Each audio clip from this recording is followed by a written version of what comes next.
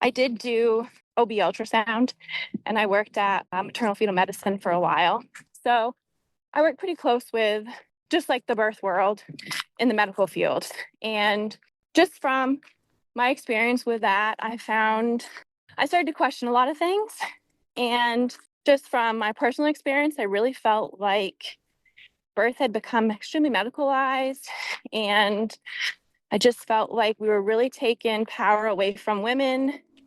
And it was kind of like a one size fits all package. And I just noticed that a big thing that like kind of threw a trigger off in me was with ultrasound and like datings.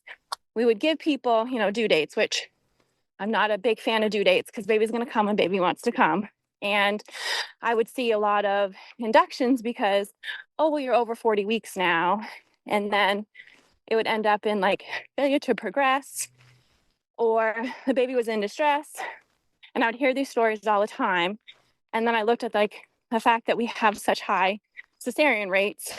And I really started to question things then. So then I just, like I said, before I even got pregnant, I started just like diving into like the natural world of birth and stuff like that. So we knew when we got pregnant, we were going to go a different route. And neither of us really see a doctor. I haven't seen a doctor in probably 7 years.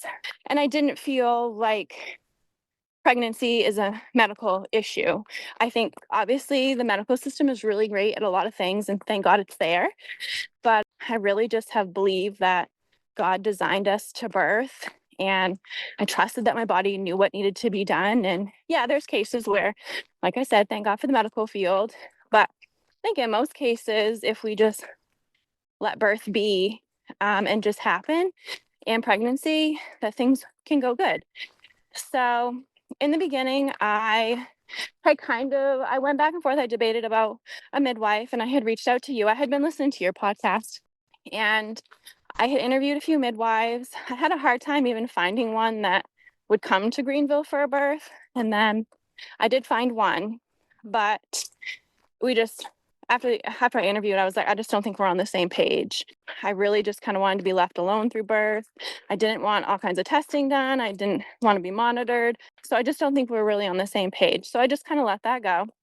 And you were like one of the first people that I had talked to. And I knew after just like a couple conversations, I was like, oh yeah, I want this girl. I want this girl at my birth.